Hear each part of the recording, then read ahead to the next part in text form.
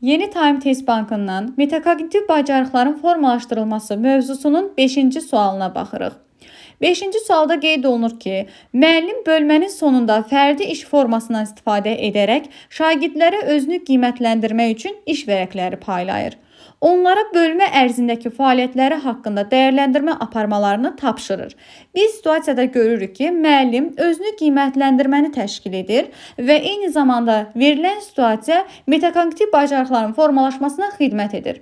Metakognitiv bacarıqlar da dedik ki, şagirdin öz strategiyası ilə, öz fəaliyyətini planlaması ilə bağlı olan bir fəaliyyətdir. A variantında verilən fikir, şagirdlər növbəti bölmə üçün istifadə edəcəkləri strategiyaları müəyyənləşdirmək imkanı əldə edəcəklər. Bu doğru fikirdir. B variantında qeyd olunur ki, şagirdlər onlar üçün hansı mövzuların çətin, hansıların daha maraqlı olduğunu müəyyənləşdirəcəklər. Bu da doğru fikirdir. Artıq özünü qiymətləndirmədə şagirdlər öz güclü və zəif tərəflərini müəyyənləşdirmiş olurlar.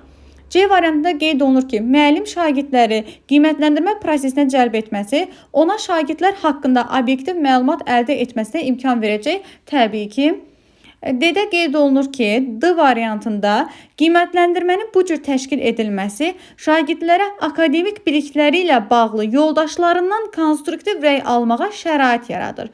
D variantında verilən fikir yoldaş qiymətləndirməsinə aiddir. Ancaq situasiyada verilən fikir isə fərdi iş formasından və eyni zamanda özünü qiymətləndirməyə aiddir. Öz strategiyasını müəyyənləşdirir. Şagird burada verilmiş situasiyada özünü qiymətləndirir. D variantında verilən fikir isə yoldaş qiymətləndirməyə aiddir. Ona görə yanlış variant D variantı olmuş olacaq.